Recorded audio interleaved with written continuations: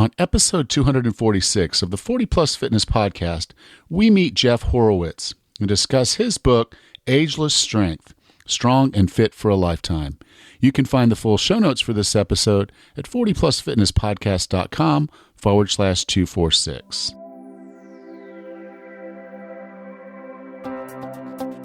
Have you decided you're ready to make a change?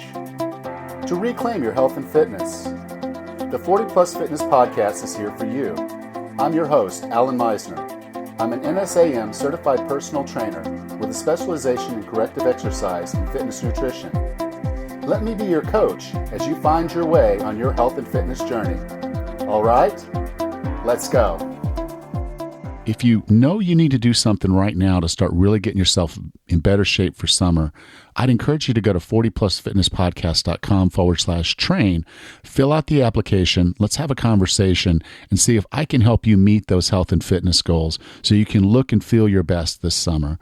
I'm only going to be taking new applications until about May 10th, and then I've got to cut it off because I've got some personal things I need to focus on myself, and I just can't handle taking on new clients after that date. So if you're interested in training and you really know that this is the time for you to do this and you're ready to make that commitment, you can go to 40plusfitnesspodcast.com/train and let's get started today. Now, our guest today is a certified running and cycling and triathlon coach and a personal trainer.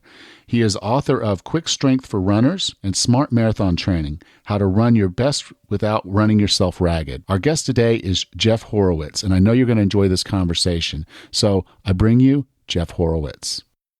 So Jeff, welcome to 40 Plus Fitness. Thanks for having me. You know, as we kind of did that warm up and you told me you were 52 and, you know, we got to talking there. We're dealing with a lot of similar things as far as where we are in our lives.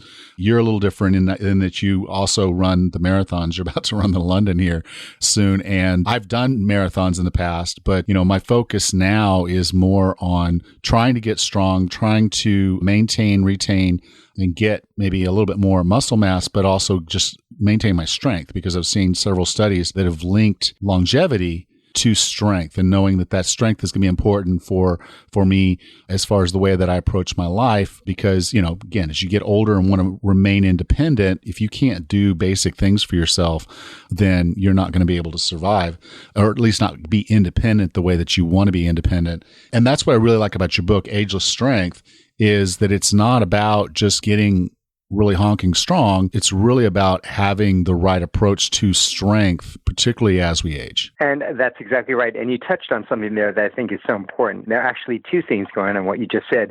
Not just that we want to survive as we get older, that we want to live longer in terms of mortality, but in terms of the quality of our life, right? Which the scientists call morbidity.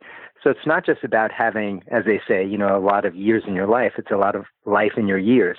So I've been giving a lot of thought over the past couple of years, you know, as I've become a veteran age, to why some people as they get older still seem very vital, and they're still doing lots of adventures and, you know, hiking the Himalayas in their 60s and 70s and running marathons and kayaking and all kinds of fun stuff, while other people are frail and seem to have a lot of difficulty getting around.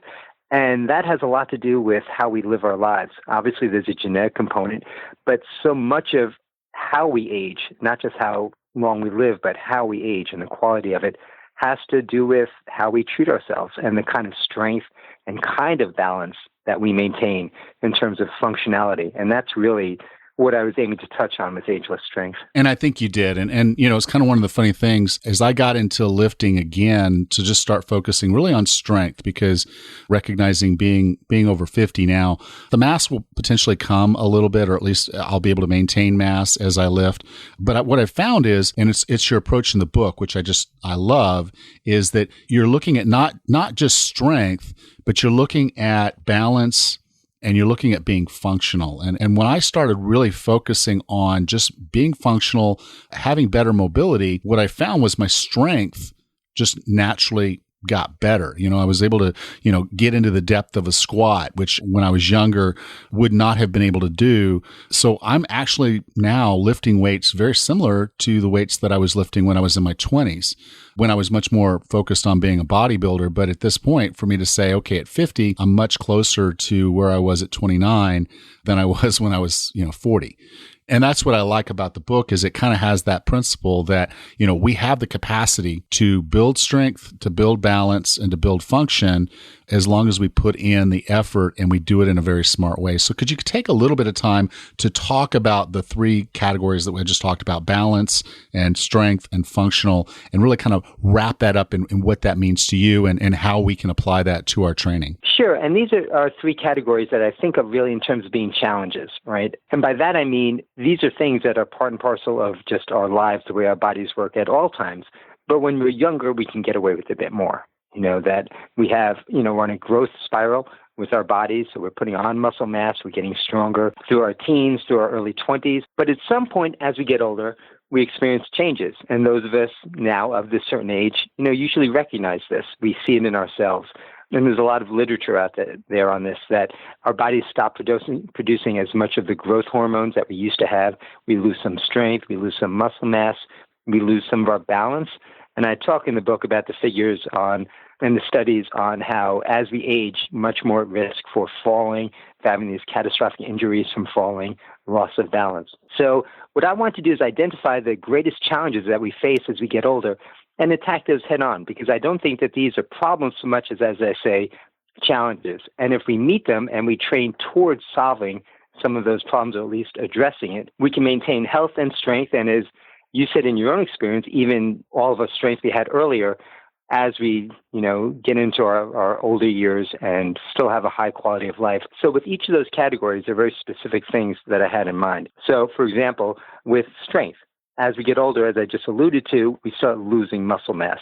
We literally start, you know, shrinking a bit decade by decade. Our body, which is constantly replenishing itself, rebuilding and resculpting itself, isn't doing quite as good a job. Consequently, as we get older, we're just not quite as strong as we used to be. Depending on, again, your genetics and what you're doing, you start losing a little bit of strength decade by decade. And that becomes noticeable, and it has repercussions elsewhere.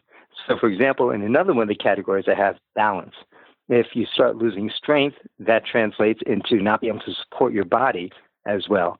So you're just not as capable moving around as you used to be. And these could be little things like, you know, just walking upstairs, walking on ice, going ice skating or skiing, or any number of things that you're a little bit shakier than you used to be, not quite as able to recover if all of a sudden, you know, you slip off the curb or you step awkwardly. And as a lot of people start reacting to this, they quite often will just try and be more stable by holding on to things or avoiding awkward situations. In other words, you know, using a handrail or, you know, just not doing some of the things they used to do, which is a mistake because then it spirals downward. You know, as you rely less on your strength, you start losing it. And so you then become less stable and so on. So these things are intertwined, and of course, have a lot to do with quality of life. And that third part now ties it together. Functionality, which is defined as, you know, being able to move strongly in the real life complex movements that we would do, you know, as we go through our daily lives. And one of the cool things, and I want to congratulate you, one, is the images that you put in the book to demonstrate each of these exercises sets that you put in the book, because you literally list out like 50 different exercises that all can be built into a multitude of variety for working out and whatnot. And we'll get into that in a minute about the variety aspects of it. But you break these down into effectively 3 levels. And it's not the standard progression that you would get in most strength books. Most strength books are going to say, add 5 pounds. And when you can do that, then add 5 more. And you don't go that route. You go to kind of more of taking those 3 elements and blending them together to make it a more complex, and I think probably a much more interesting strength workout. Could you take a little bit of time to talk about your approach with the 3 different levels and how you're blending that together? Absolutely, because this ties in with kind of like a fundamental philosophy that I've kind of developed, which is that I think of exercise maybe a little differently than a lot of other people do, because I think of the mental component. Because really, you know, your movements are a complex combination of the way your brain functions and processing information that it gathers, like, you know, in terms of your proprioception, that is your body's awareness of its, you know, position in space, and it's also its relation to gravity. So your body's ability to move, you know, to walk, to function. So you take that, and of course the strength that your body brings. So when I think of exercise, I don't just think of like a particular movement like, you know, bench press, right? What I think about is the way your brain activates, the way the neuron fires, the nerve endings bring the signal from your brain to your muscle. So just like you think about how you learn to ride a bicycle, once you get it, you get it. And so my goal with so many of these exercises is try and enhance the number of things that we can do. And I think that's one of the things I really liked about this is not a meathead, go in the gym and just start throwing around as big a weights as you can.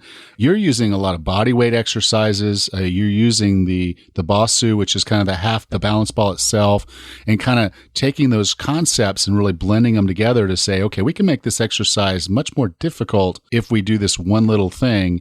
And your body now, the brain connecting. And I tell this to people when they first start training, they realize, okay, they go in and they try to start doing push-ups. And the first day, just even on a wall, maybe they're struggling. But within 2 or 3 workouts, they're like, okay, this is easy now. And I said, well, what's happened is not that you got much stronger in that short period of time. It's that your brain and your muscles actually started talking better because they haven't had this relationship for a long, long time. And you've now introduced them to each other and they like each other. So they're going to start helping each other through this process. That's a great way of putting it. That's exactly how I look at it. It's funny. When I was younger, I really used to lift like one of those meatheads, right? That you talk about. So all the traditional strength, training exercises. So heavy deadlifts, bench press, heavy dumbbell rows, all these kind of things, which is fine as far as that goes. But, I guess for lack of a better way of saying it, all I could say is that I didn't feel like integrated, if you understand what I mean by that. And I think from what you're saying, we're working on the same page, that my body didn't know how to talk to its parts. And to me, that's what athletic grace is. When you see an athlete moving well, when you see a baseball player seeming to float out to the outfield wall and, snag that, line drive, what's happening is that his body is effectively pulling together all its parts because its brain knows how to access the different muscles that are needed.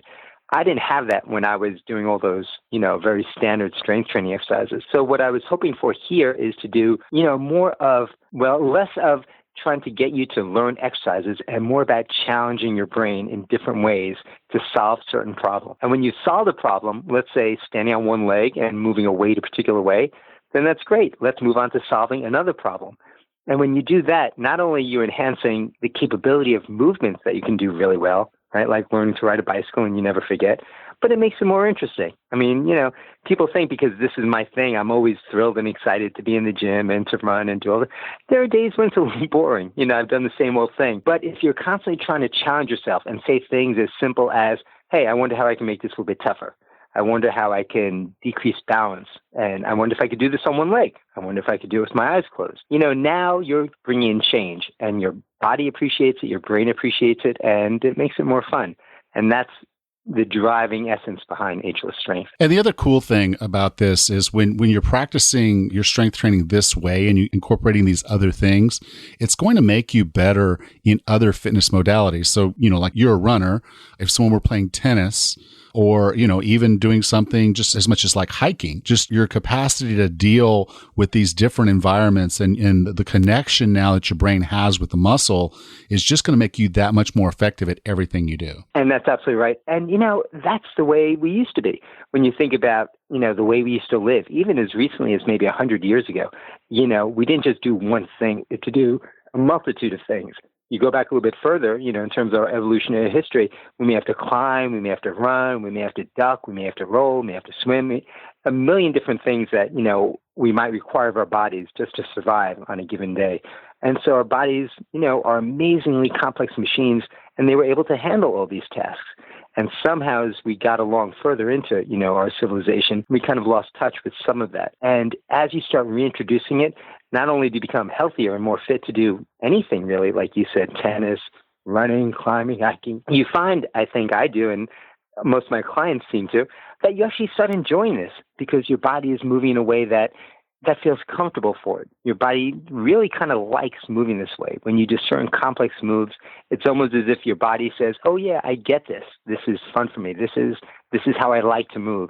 Because certain traditional strength training exercises really seem artificial. Like I always point to this, a lat pull down where you have like a straight bar on a cable and you pull it down, from above your head, pulling it straight down towards your collarbone. It's a traditional exercise to build up your upper back, but it's kind of an awkward movement. And there's nothing that makes a whole lot of sense about it to your body. It almost always feels kind of awkward. And I do it, and I've done it because you read that you should to build up your latissimus dorsi muscles in your upper back. And yet when you do something complex like a medicine ball swing, squatting down and grabbing the ball and swing up and across using all these different body parts, not only is that more effective in terms of building overall strength and fitness, but it feels more natural.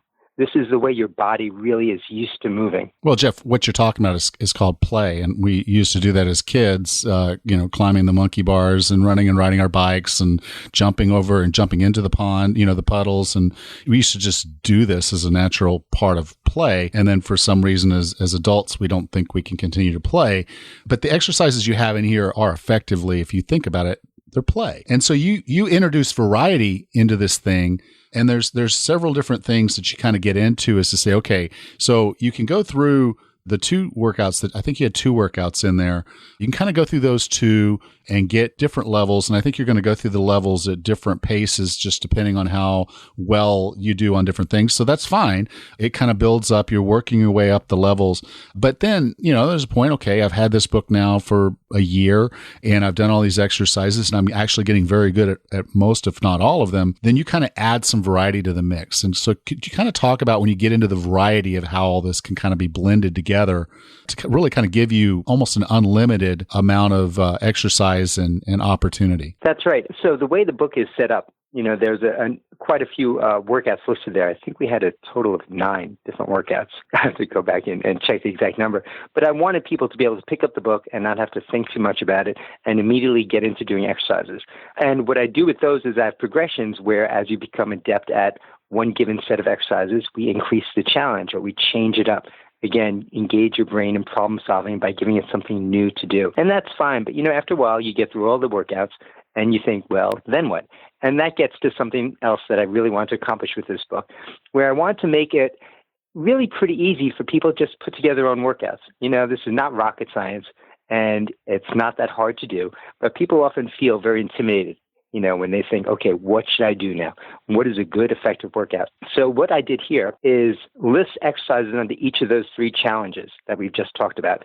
So in terms of building strength, improving balance, improving functionality, and have exercises in each of those categories that would go towards meeting those challenges. And so then if you want a really nice, balanced workout, a workout that includes some exercises that will work on improving strength, improving balance, improving functionality. All you need to do is pick a couple of exercises from each of those categories. So to make it even easier, in this book, we've color-coded each of those sections. So it's as simple as picking 2 or 3 exercises from the blue section, 2 or 3 exercises from the green section, 2 or 3 exercises from the gray section, and boom, you've got a balanced workout. And no 2 workouts have to be exactly the same. So you keep mixing up which exercises you choose from those categories. And with each of those exercises, we have what we call scalability. So you can increase the challenge as you go through. So there are 3 levels of scalability for each exercise. So the entry level, the advanced, and then the further advanced exercise that's even more challenging. So you start thinking about all the possibilities, the different ways you could build your own workouts. The numbers are nearly endless. So it should be able to, keep you engaged, keep things fresh for as long as you want to keep working out. Cool. Now, because again, I come at this a little bit different than you do. We're about the same age, but you come at it as a runner and a marathoner at that, which I did for a while and then just realized, okay, my 200-pound frame is not going to last long if I beat it up like that trying to train for marathons. At that point, I gave it up and started getting into volleyball and other more athletic sports. But if you had just a couple recommendations, particularly now, let's turn this towards runners that want to kind of build some more functional strength, where would you go with that? Well, this is really where a lot of my thoughts on this kind of training came from. Because one of the interesting things I found when you start researching what happens as you run is that most of the injuries, something on the order of 90% of the injuries that runners get, some kind of strength imbalance, that something in their chain of movement is not working properly. Whether your glute maximus is not firing correctly, whether your lateral strength is compromised because of weak gluteus medius, whether your transverse abdominis is failing, that something in the chain of movement, the muscle groups involved, is not pulling its weight. And when that happens, your form is compromised and there are stresses all over your body and boom, something gets irritated, injured, inflamed, and you're out from running. So it's not even so much the pounding, it's not even necessarily the miles, it's the way in which your body is prepared to move smoothly and evenly. And that would hold true not just for running, but through all of sport. So my entry into this was through running. But as you say, having a strong core, having strong balance throughout your body, having good functionality is so important for everyone. For runners in particular, there's a kind of an interesting challenge because running is a very complex movement. We don't think about it so much because, we've been doing it since we were, 3 years old? But there's a lot going on. And if you think about the movement, you basically move on one plane, right? Your arms and legs swinging forward and backward as you move, forward on what we call the sagittal plane. But there's a lot of lateral stress because at no point are you actually balanced on both feet, right? You're either in the air or you're standing on one foot briefly or on the other foot. And when that happens, when you land on one foot, there's all this pressure to push your body over onto that foot and balance itself, right? Realign its center of gravity on that one support. And that puts a lot of strain on the outside of your body, on your outer hip, on your whole midsection. If your body's not strong enough to withstand that pressure and fight back and maintain form, then you're going to collapse outward. And if you're a runner, you've probably seen this in people. People that have like that hip woggle where they're kind of shaking their backsides back and forth as they run, and it looks cute, but really what it represents is a collapse of their body from side to side. So what runners really need to focus on is maintaining strength laterally. So they would have, power on that part of the movement and enable their bodies to hold form when they land so that you don't have all these stresses that could lead to injury. And that's awesome. I do tell a lot of runners that I train, I said, look, really work on your lateral strength because that's going to be an area where you're going to be able to maintain form and, not break because everything else you're doing is, like you said, it's in a single plane. So awesome advice. Thank you, Jeff. Now, the book is Ageless Strength, Strong and Fit for a Lifetime. It's an excellent book. The images, like I said, in the book really make the exercises easy to understand.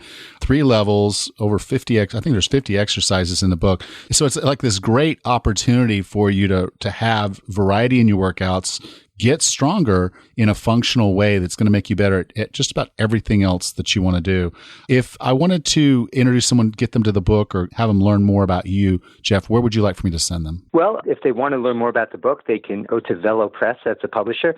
And I have a website, runhorowitz.com. I maintain a blog on there as well. And they could look for the latest information and contact me through there with any questions or comments. And certainly if people get it on Amazon and you can find it there, you can put up reviews and posts and questions as well. So a lot of different ways to get in touch and be part of the community. Well, this is going to be episode 246. So you can go to 40plusfitnesspodcast.com/246, and I'll be sure to have links to all of those things that Jeff just mentioned there so we can get them to you, Jeff. So Jeff, thank you so much for being on 40 Plus Fitness. This has been an honor. I've really enjoyed the book. I've really enjoyed having this conversation with you. Thanks. It's been great talking with you. If you enjoyed today's podcast, would you do me a favor? Would you go out and rate and review and subscribe if you haven't already? The ratings and reviews and subscriptions really do tell these services that we're doing good things here. And I do want to help share this. I want to get this stuff out. So if you don't mind, go give a rating and review and subscribe to the 40 Plus Fitness Podcast. Next time on the 40 Plus Fitness Podcast, we meet Hillary Wright and discuss her book, The PCOS Diet Plan. 2nd edition. Now, guys, again, I know a lot of times we get into women's health topics and it's not necessarily the coolest thing to talk about, but I learned a lot reading this book and having this conversation, and I know you will too. So if you have a lady in your life, particularly one that's dealing with metabolic syndrome, this is a related malady, and it is something for us to know a little bit about, so when the women in our lives are going through something, we kind of understand what it is and how we can help. So again, I'll see you next time, and until then, have a happy and healthy day.